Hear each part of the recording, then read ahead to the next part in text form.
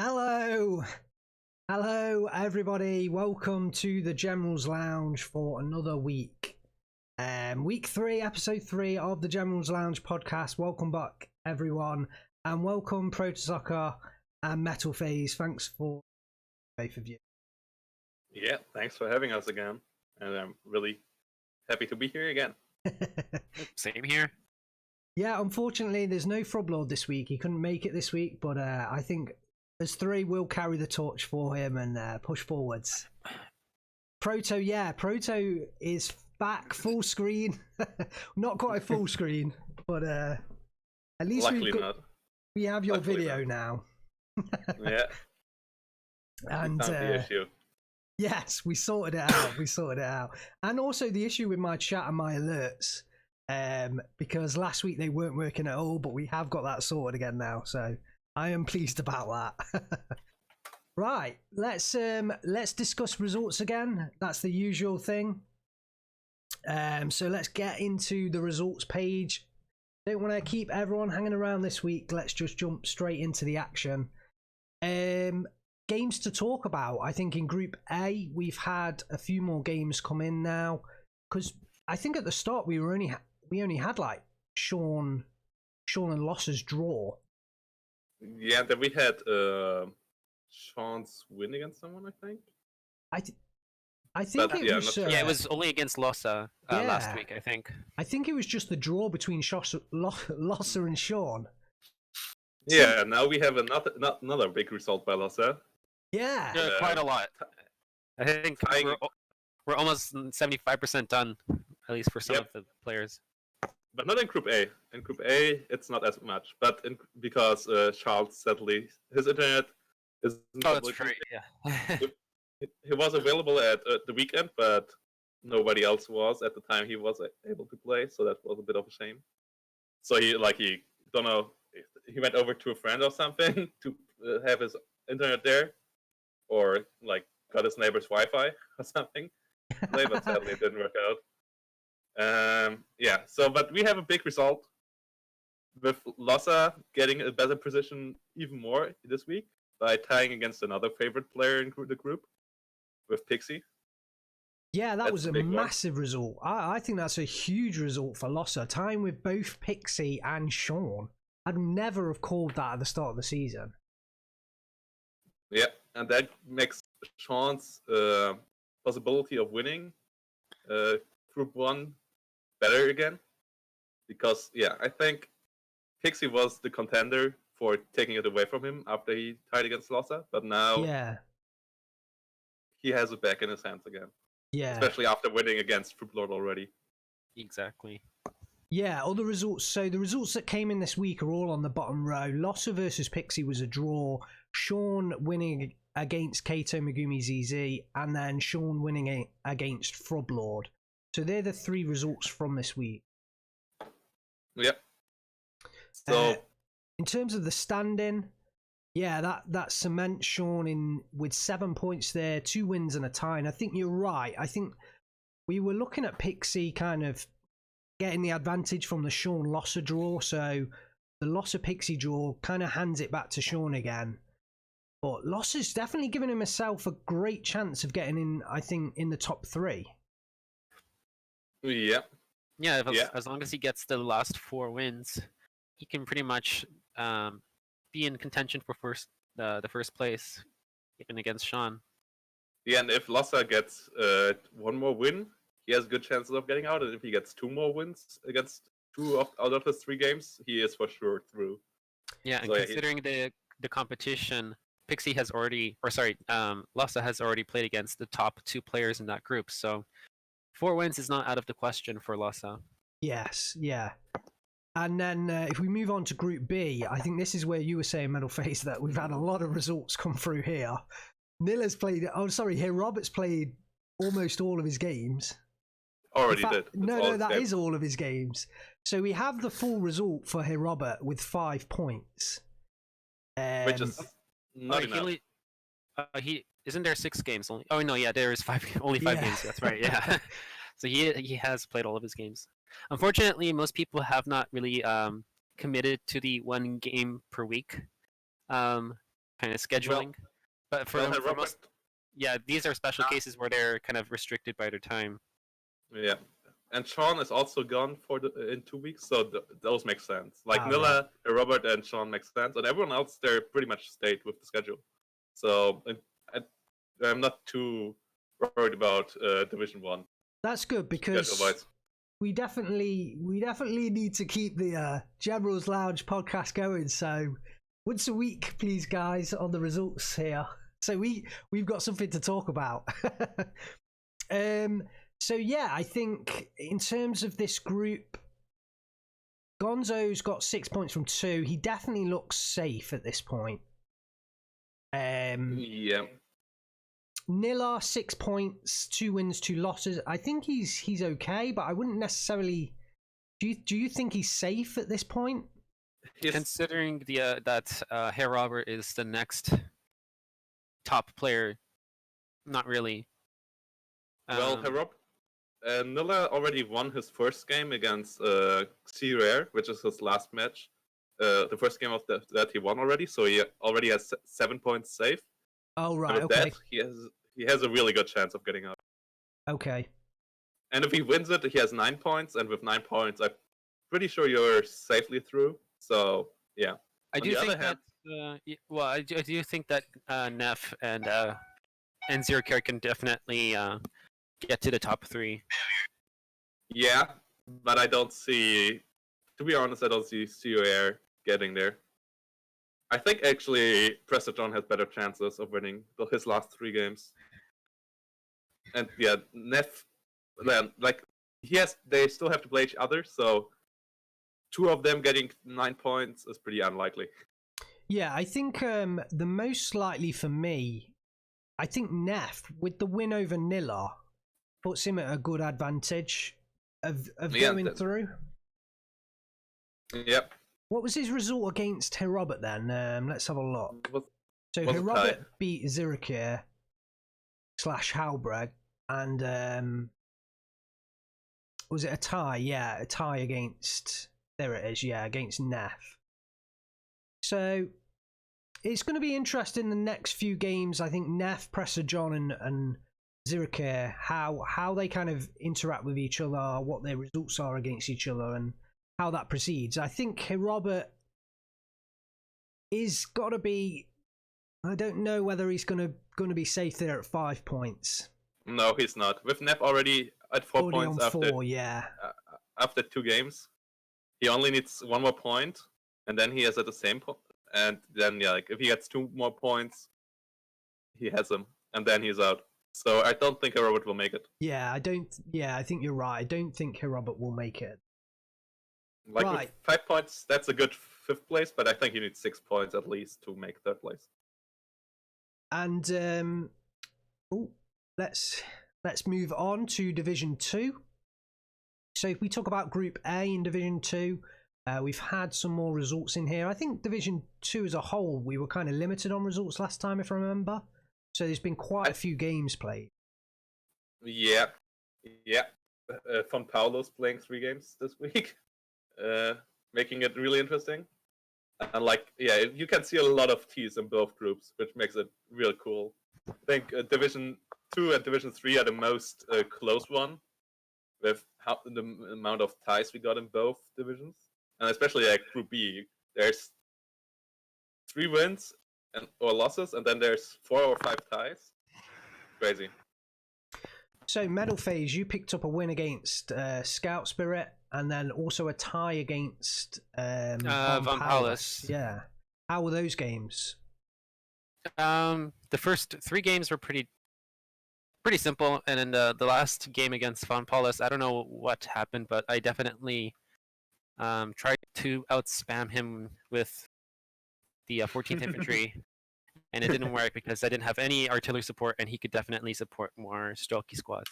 I think when you're playing against the Germans, you have to remember that Grenadiers and Panzer Grenadiers are completely different units, and sorry. It seems like there's a fire drill in my house, so let me just pick it up afterwards.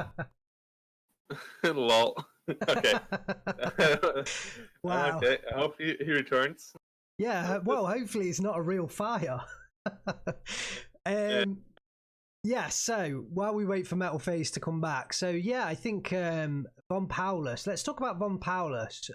Did lose out. Who did he lose that game to? Tunique. Who is at the top of the group. Yeah. So that's fair. That's fair enough. But I think 2 ties there.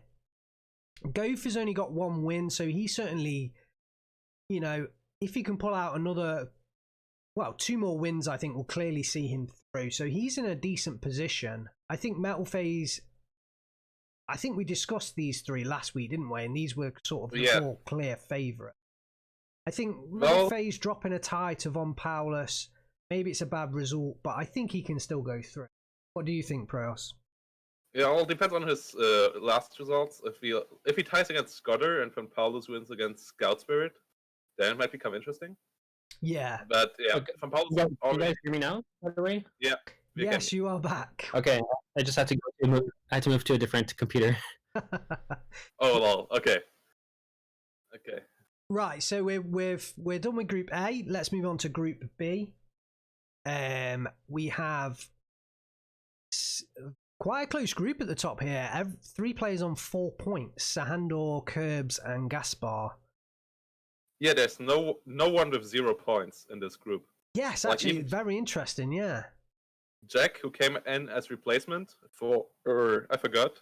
I think it was Trista. No. Who did he replace again? I forgot.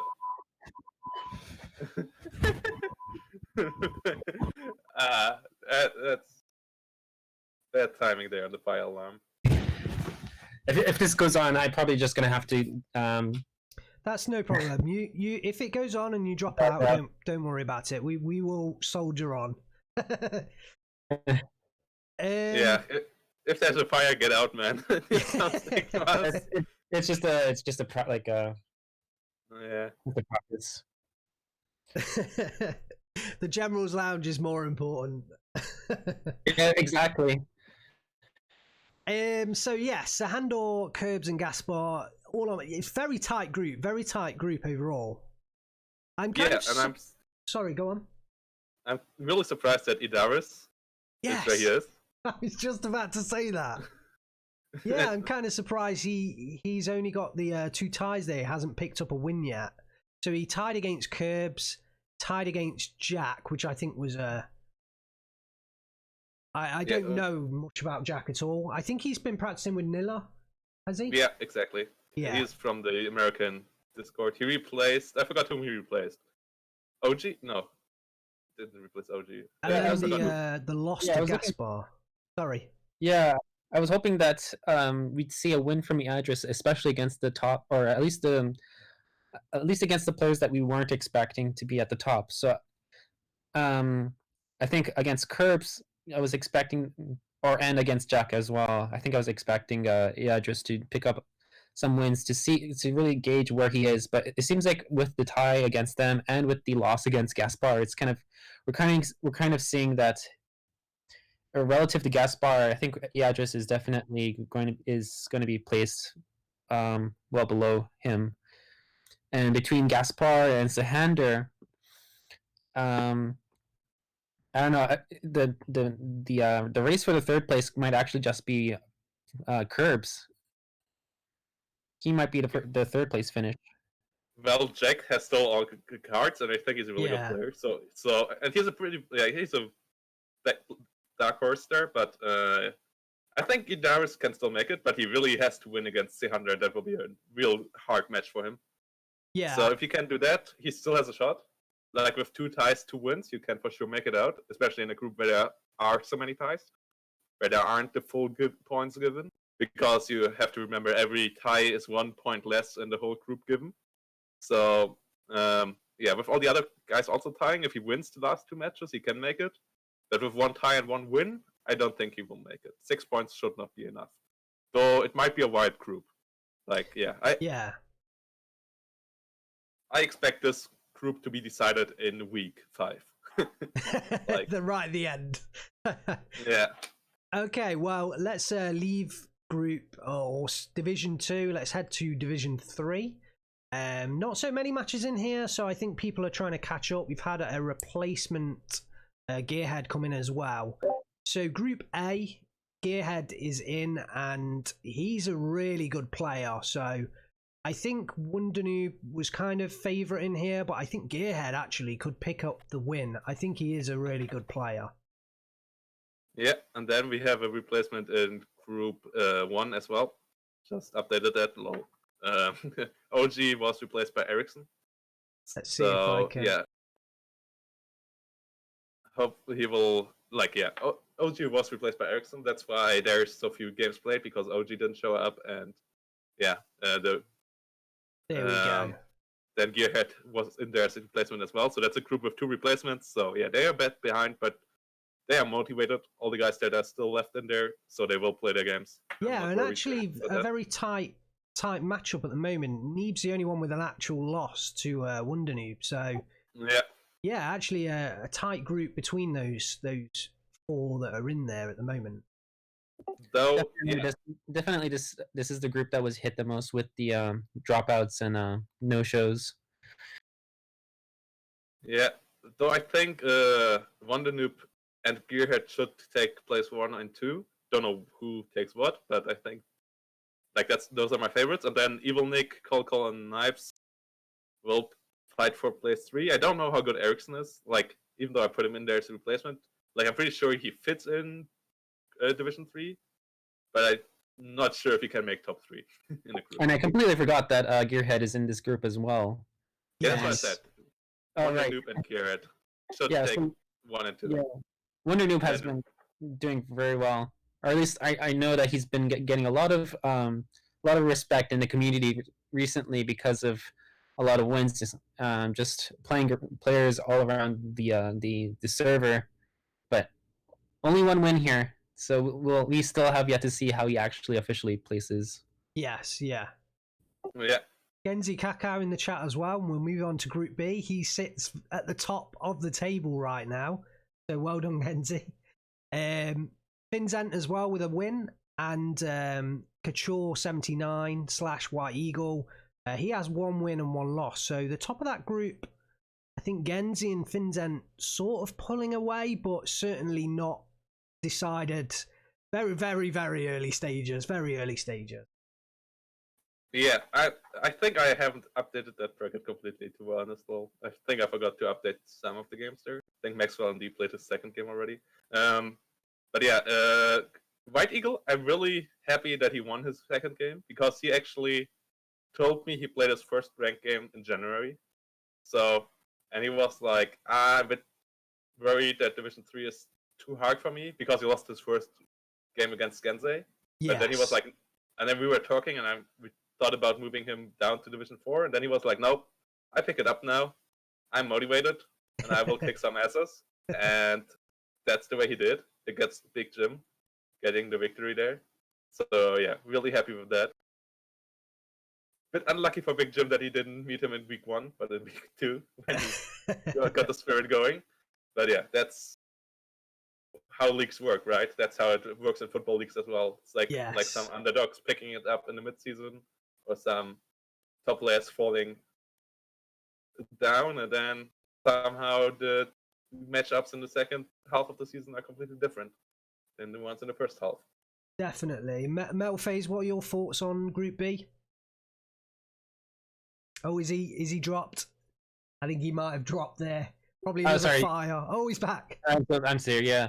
I don't know. I think my opinion hasn't really changed since last week. I still expect Finzant and Kensei to really dominate the top 3. And as for this 3rd place finish, I just don't. Yeah, I guess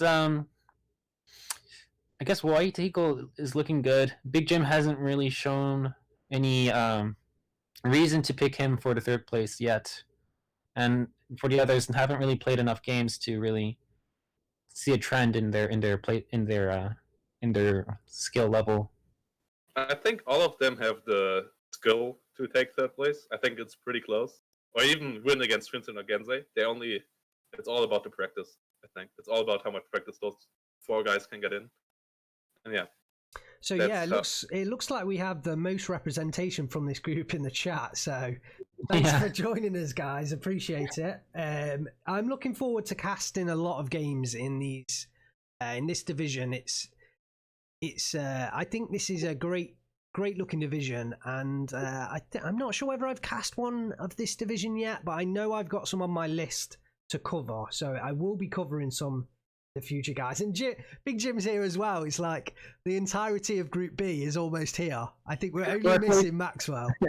What's like what is Nilla or Gonzo going to really pick up from our stream when they're all better than us? And then moving on to Division 4. Let's just have a look at the results here. Group A, it looks like Alexander's really cemented his top spot. Yeah.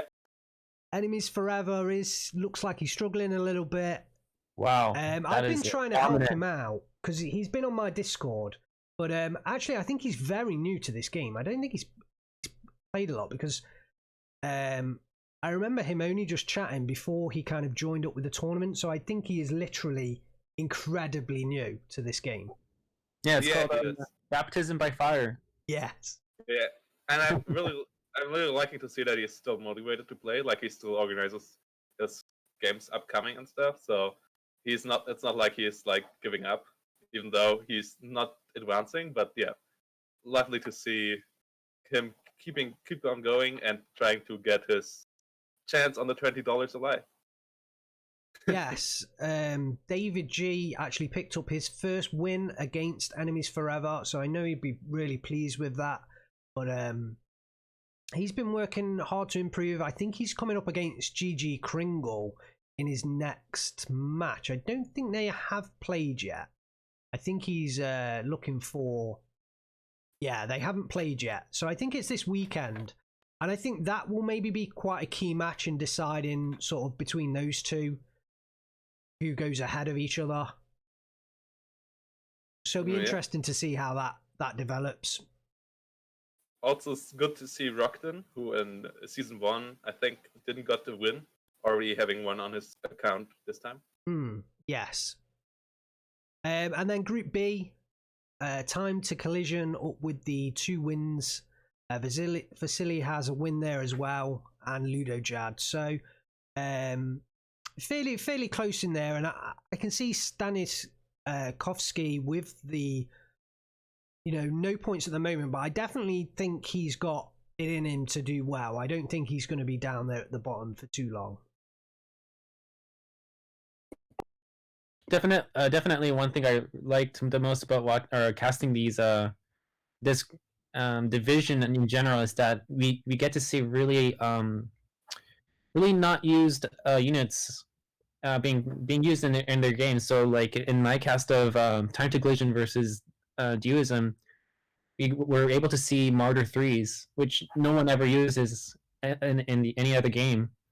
And so it was really fun to like actually see the Martyr at least try to be used, but pretty unsuccessfully because the Martyr's not ever great units in this game, unfortunately. Yeah, it is always nice to see those other units sometimes. I think when you're in like Division 1, it's a lot more set about what are the top units, what aren't the top units, and kind of like what. So it kind of gets boring after a while. Yes, it can do at times. Or it that's what we're looking for. Yeah, or it can get like a little bit predictable at times with the decks and what units are going to be in the decks and that kind of thing. Right. Frodozokar, what thoughts do you have about Group B? Group B looks like really open, I think. Even like for the lower end. I think Time to Collision might be a bit too good for that group, actually. But yeah. He pretty much... Well, he looks pretty solid in games he played. Pretty sure he will make it out. And Vasily looks good as well. But all the other guys don't look too bad either. And yeah, Kissinger improved a lot over the first game to the second game. And his game again... Oh no, wait. Who did he play? Oh, no, yeah, he played Ludy at first, right. So yeah, and his game against Dusium is still such a funny game to watch. Especially the second one. Like, yeah, that was a good series. and I'm really looking forward for those guys to develop because all of those guys are hot. See them in my Twitch chat all the time.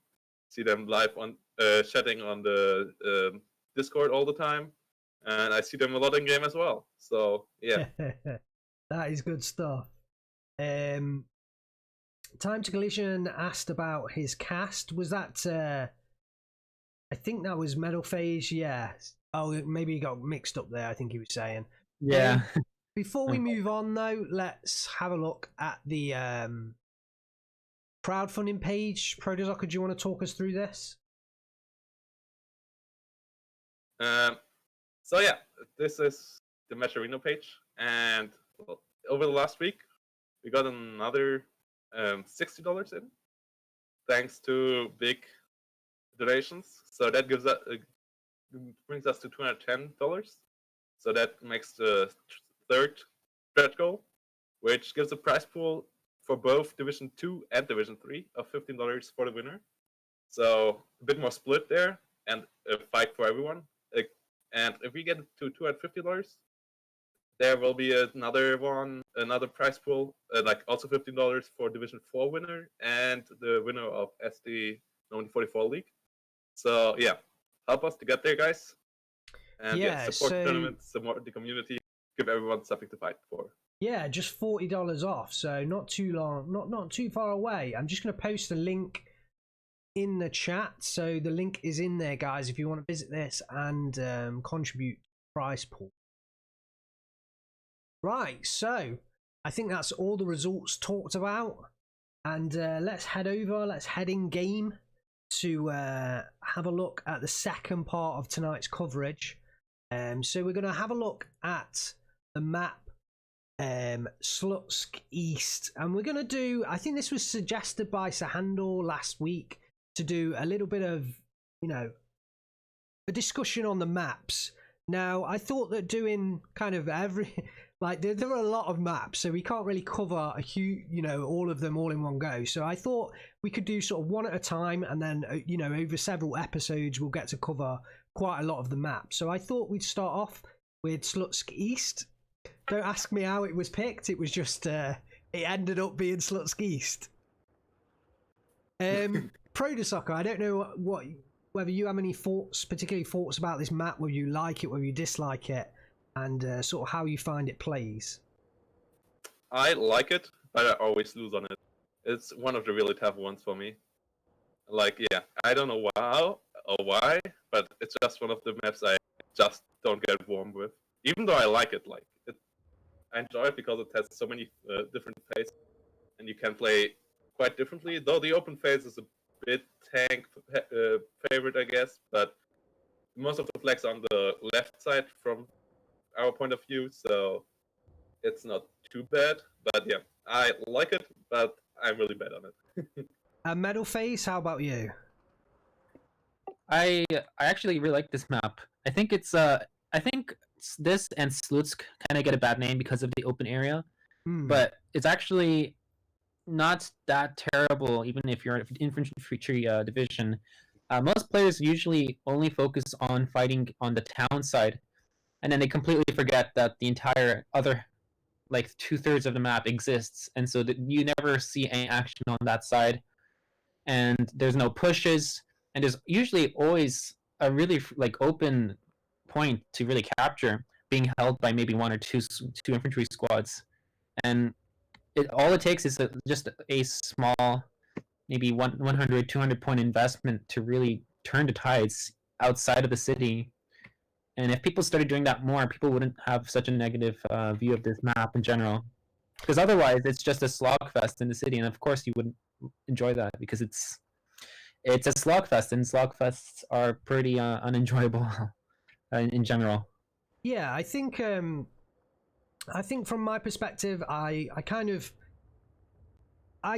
do like this map. I think I don't necessarily like it as one of my favorites, but I definitely don't dislike it. So I would put it in the like camp for that reason. Yeah, I think I definitely. Sorry, go on, Metal Face. No, yeah, I was just saying, I pretty much feel the same way. It's not a terribly great map, but it's also not an awful map. It's just kind of in the middle. Yeah, I think I do like one it. that I'm not- yeah, it's one map that I'm just like I don't care too much if I'm playing on it or not. Yes, definitely. It's not a map that I'm going to ban. I think I do prefer it from the other perspective. We will look at the other perspective in a short while. But I think from this perspective, I guess it does depend what kind of division you're playing as to how you approach the map. Do you think that Protosoccer, or do you think it? How would you approach it differently if you're an infantry based division than if you're an armored based division? Well, I would say I favor the difference between German and Soviet, because if we have a Jeep, I Yes. favor the side we are on at the moment, Okay. and if you're Germans, I favor the other side. Okay. So, Like, go on. because on the right side, you see that flag really close to the border, and the forest next to it. If you have Jeeps, you can get in there. That's a free flag for you, pretty much, as the blue player. If you are Soviet player, always go there with Ognumachiki and some PTRS to kill enemy transport, and it's yours.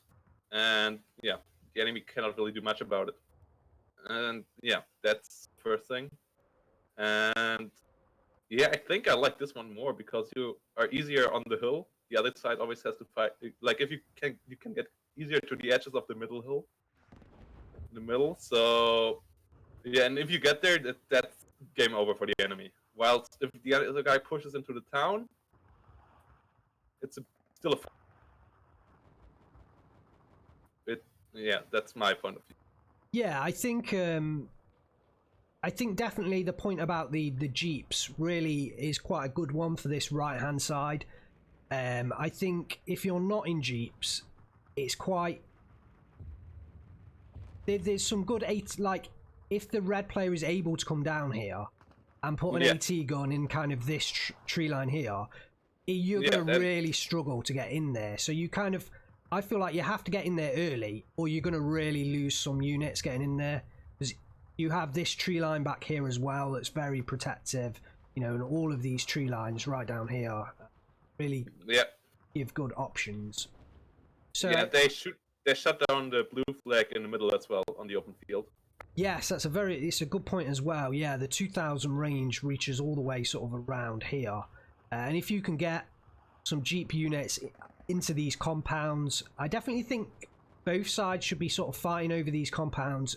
Hopefully one will get the upper hand, because it often, like, you can pressure these two flags here just by having units in these compounds, because the enemy won't necessarily always have something around here. So I think it's always good to try and get someone in these compounds, even if it's just like an Ognumachiki at the start of the game. I think you were mentioning this sort of middle hill. The sight lines, I kind of mentioned this in most of my casts. The sight lines on this hill are really good at like firing down into the city area.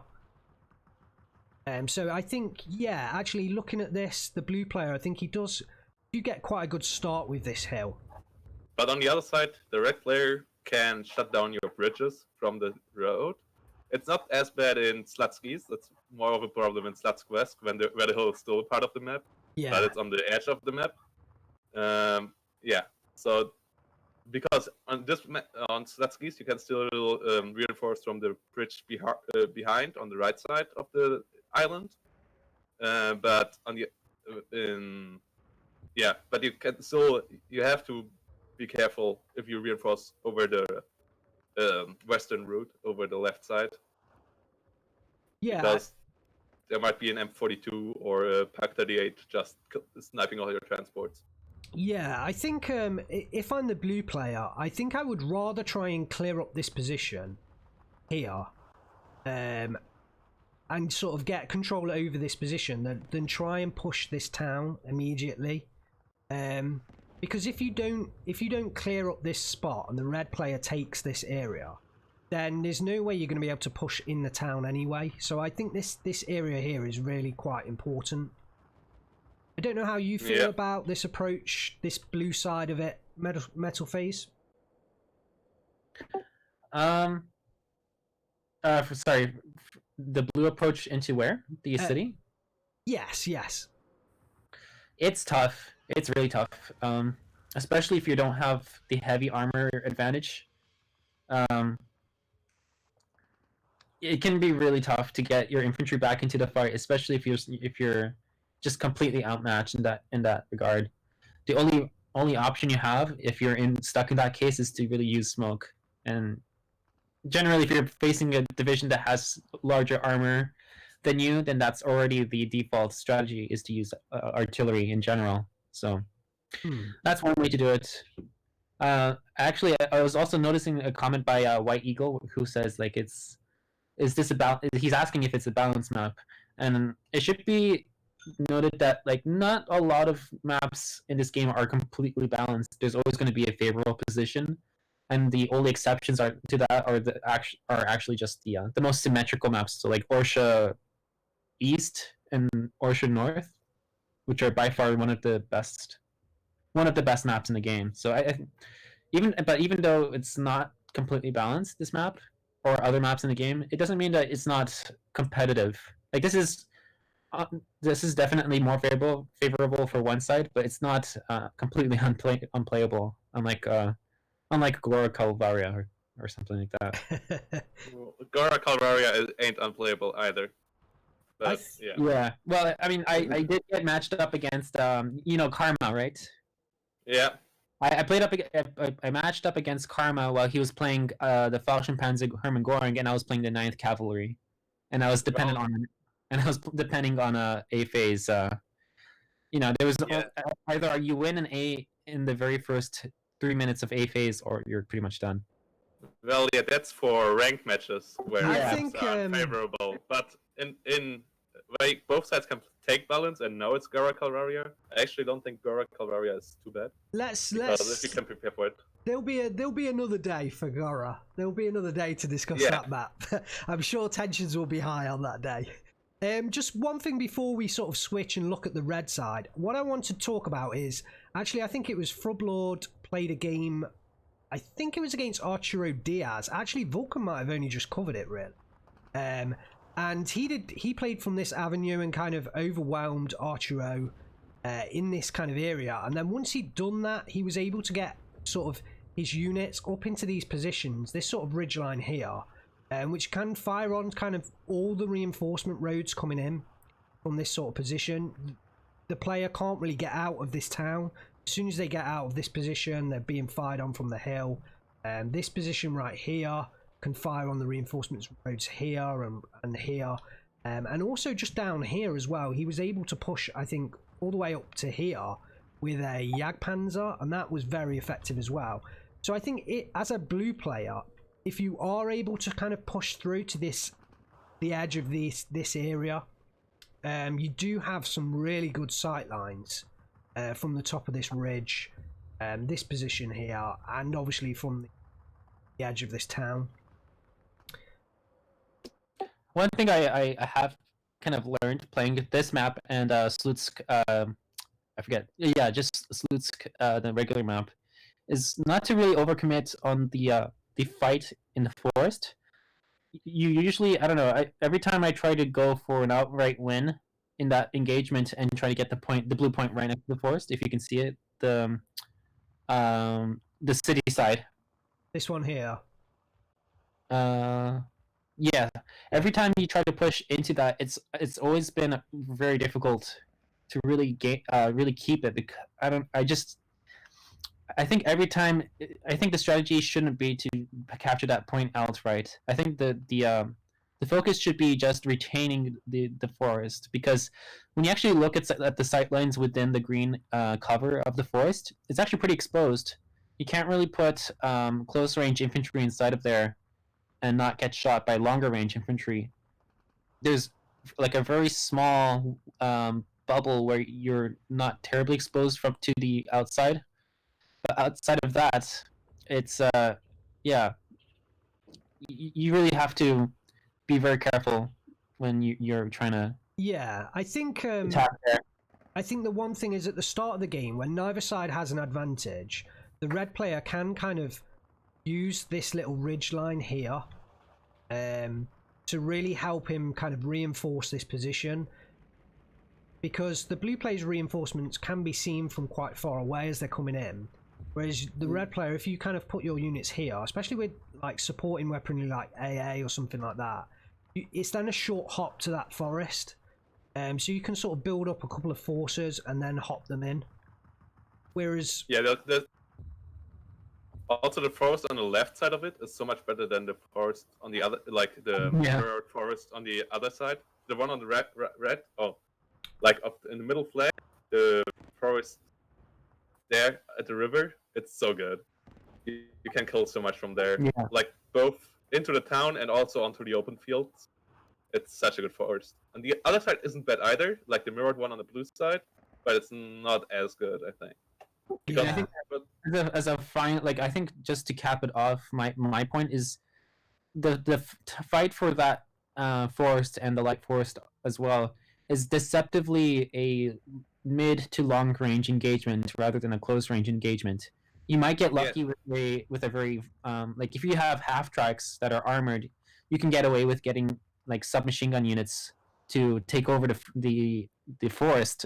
But after that it's done, you're not gonna, those submachine gun units are not gonna survive because I see what you were talking about earlier. Now it's not really like a massive heavy forest where you stick flaming units and you can kind of hold it, because as soon as you move past this line, any infantry in these houses or any tanks just sat here or supporting vehicles can fire on the infantry at the edge here. So yeah, I think anything within the houses can actually fire into this forest as well. Yes, yeah, these houses, yeah. And this is especially brutal if you're playing as the Soviets and you come up against panzer grenades inside the houses. Right, let's move it round. Let's switch to the red perspective now, and let's talk about that. I think just while we start off, the one thing I want to talk about here, and the reason why I kind of prefer it from this red perspective, is these 4 blue flags here are kind of a nice objective to obtain, all 4 of them. Whereas if you're looking from the blue perspective, you don't really have the same 4 flags. Kind of got 3 a little bit closer, but this one's out in the open. So I don't know whether it's a good or a bad thing, but I really just like targeting these. If I'm playing from an infantry division especially, like, these 4 flags are always a big target for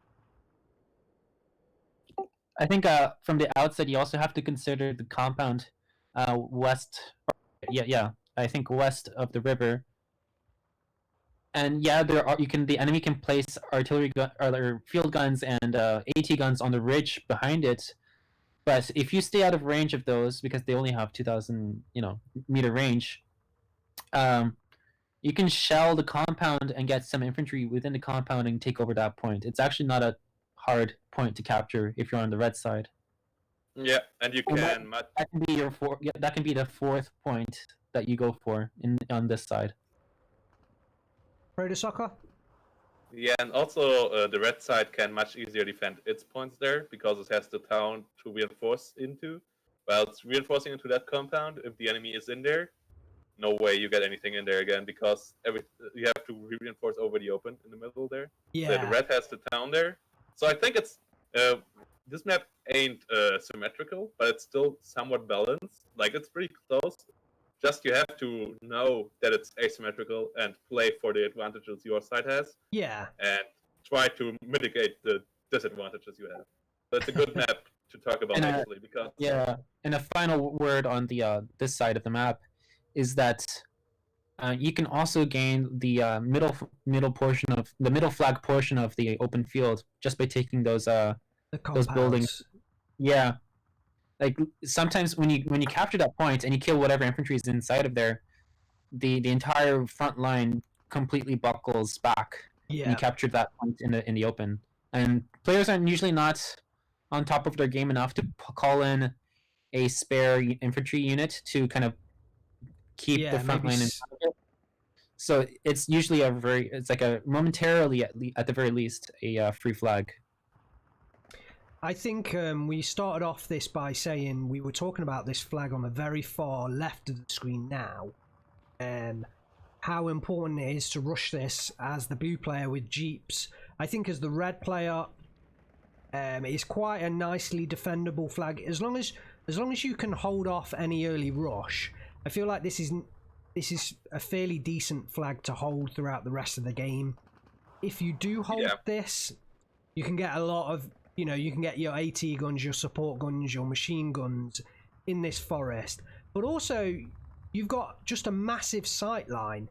So even on the top of this ridge here, usually if they're vehicles, you can spot them coming in. And once they come down here, you've got so much time. You can spot an attack coming quite early. So usually I think once you kind of get this flag as a red player and you definitely hold it, you can see what's coming in, which is quite nice as from this side of the map. And on that and behind the forest, you can really build up a bunch of forces to really start an assault onto the city itself.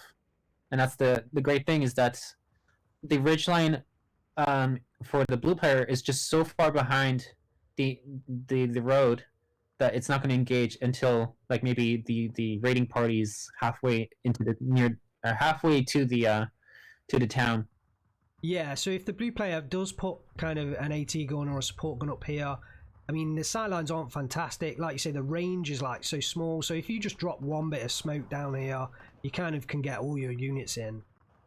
But still buildings there, so it's still hard to push in there. And if you build up your forces for an assault, knowing that there's probably going to be an AT gun, you can just remind yourself that it's only one AT gun. It can only engage one unit at a time, and so you can just continue building things up until you know that you have more units than the AT gun can possibly take out. Or just fire with artillery on it. Or just smoke and whatever. Yeah.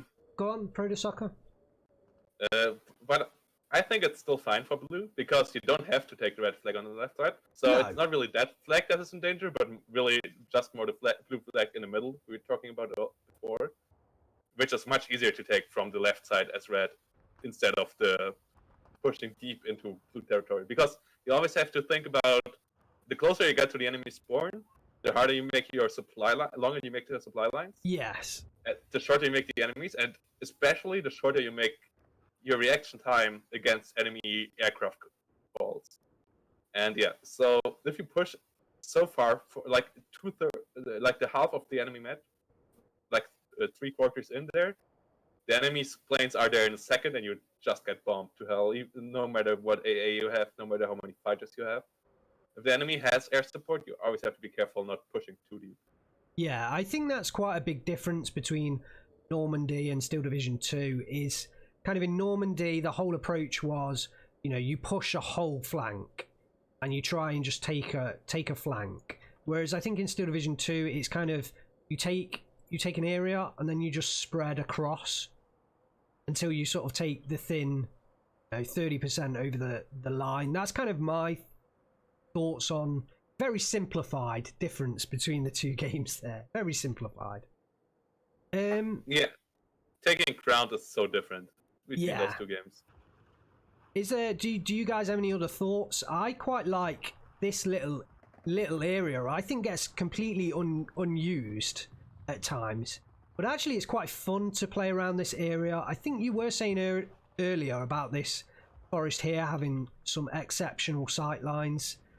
I quite like trying to take units around here and down in this little valley area, and then kind of just pushing as far as I can, because sometimes you can get all the way around here without the blue player sort of realizing, and you've immediately got shots on the reinforcing roads, which is just fun.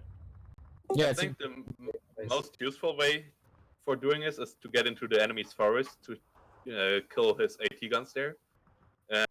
It's a bit too far away from any flags to really be dangerous. That's what in Steel Division Normandy 44, as we just were talking about it, that would be the perfect spot to get your extra 2% on the map. But on this map, all the flags are so far away from it that not there for getting the win. But if you can, it's useful to kill like a 17-pounder or Pack 40 in the forest up the hill. the thing is that because most players are not going to put, you're not going to have a humongous concentration of blue units in that area. So as soon as you kill it, that the 1 or 2 units in that area, you're going to reveal a humongous salient in the battle, like the battlefront. Yeah. And as well, even while you're approaching, you'll be able to see how the front line kind of curves in front of your probing unit, and you'll see the opportunity to for a potential like encirclement or something. Yeah, I think it's not always something that is necessarily like a fantastic strategy, but sometimes you can surprise the blue player, I think, by kind of sticking in this little area here, where I think the blue player coming down this side, it's a little bit harder for him to do, but I guess he could do that as well.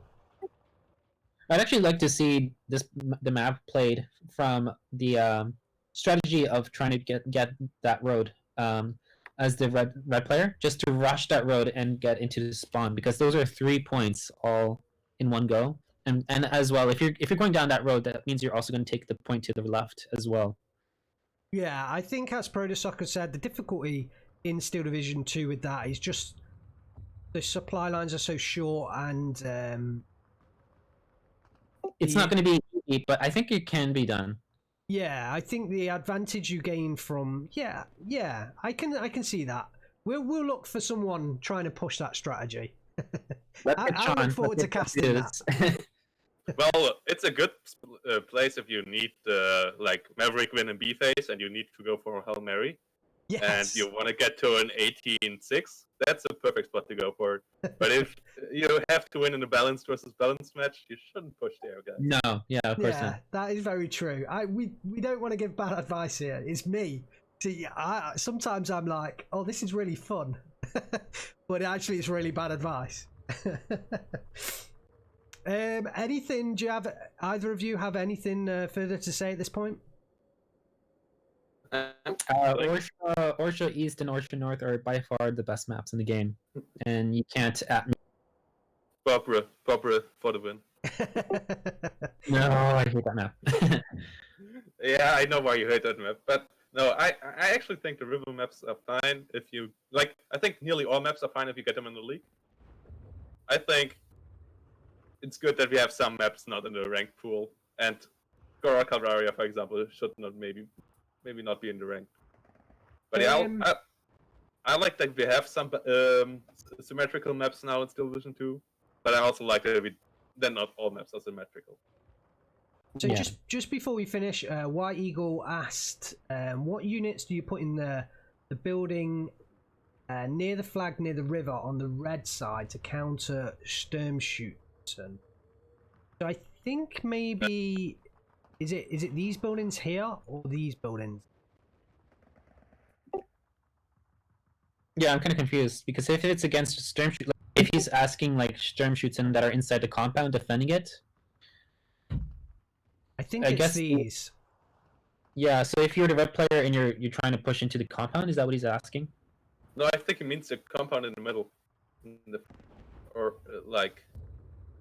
yeah. At the middle of the whole open area. There you put in Ognos and don't let them get into the building, but let them wait near the building till the Sturmschützen get in there, and then you flame them. Or you get Automat Chickies also do the same. Oh, hang on. Oh, no, sorry. Apologies. He means this area here. There's a second river. There's a second river, guys. I missed it. So he means these buildings here. So how does he avoid Sturmschützen in these buildings here as a red player? So, there's not really combat Sturmschützen's head on without artillery. That's really the only thing you can do against the Sturm infantry, is to just use overwhelming artillery. Yeah, that's literally it. Like, you can't. There's a reason why it's banned all the time, and it's because the infantry are just straight out they're going to beat you most of the time. Yeah, so I think that's White Eagle. I think that's more an issue with the deck and fighting 78 Sturm's infantry in general. if 78 Stern put a lot of units in this forest area, it's much easier. Like, don't necessarily fight them in infantry to infantry. Fight them with your support weapons. So, you know, if you can find a way to maybe put a support gun a little bit further back, or just the easiest way is just artillery. You know, bring in a mortar or 120mm mortar or an artillery piece. Maybe put it in here, or even put it over here somewhere, and just arty the area. It's much easier. Yeah, or bomb it with aircraft. It's much easier fighting Sturmschützen and 78 Sturm's infantry with artillery than it is with actual infantry. Oh, yeah, and Vincent just said, or use tanks or half tracks, and that's also true. That's the more common answer, is to just use your tank advantage that you probably get against Sturm. And also, just in general as well, like, especially because I brought it up earlier about this, like the fight for this forest. Just don't be too aggressive when you don't know you have the outright advantage in the infantry. Don't. In general, don't try to go for an engagement you don't know you can win. Yeah, you can get melted in there real fast if you get out of the forest, and then there's like 3 Guardian DPs or 3 Panzer Grenadiers. Your Automachikis or your Storm Pioneers just get melted. So yeah, but if you have them at the edge on your edge of the forest instead of the other edge of the forest, they're really good still. Like, it's weird because close quarter combat infantry on this map, especially in this position, is more of a defensive tool than an offensive tool, which it usually is. So, yeah. And it's more of the push with Guardian DPs or Panzer Grenadiers later on that wins you the fight in there. Yeah, I definitely... Combined with some CQC, but yeah. I definitely think being aware of the sight lines will help you, because you can just stick a tank right on this edge here and it can fire onto the edge of that forest. You know, that will help you out a lot. Right, I think we're going to call it an end there. Thanks to Ursa for just turning up right now as we finish the General's Lounge podcast. Thanks very much, Protozocker. Thanks for joining me again this week. Much appreciated. Thank you, Metalface. Thanks for joining me as well. And unfortunately, Frublord couldn't be here. I'm sure he'll be back again in the future. Hopefully... Yeah. Sorry, yeah? And hopefully we have some other guys on here as well. Yeah. We were trying to get... I asked Nilla and Gonzo as well, but unfortunately it was a bit short notice for them to get on. And I think Curbs as well. We'd like to have Curbs on, but I think it was a bit short notice for him. So, yeah, we definitely want to expand and get more people on for sure. Yeah, I'm just gonna next time I'll hopefully not have a fire alarm within the middle of the. Don't start cooking. Right now I have to see what the damage is around the apartment. Okay, well, guys, thanks very much for joining me. Everyone who's been in chat this time, thanks very much for joining us. Jump into my Discord down below and let me know if there's other stuff that you want us to talk about, or just give us feedback about this. We are going to be continuing week on week, so join us same time next week. So it's 7 p.m. GMT, 8 p.m. Central European time, and I think it's like, I can't remember the US times. I can never remember those times. But yes, thanks very much for joining us, guys.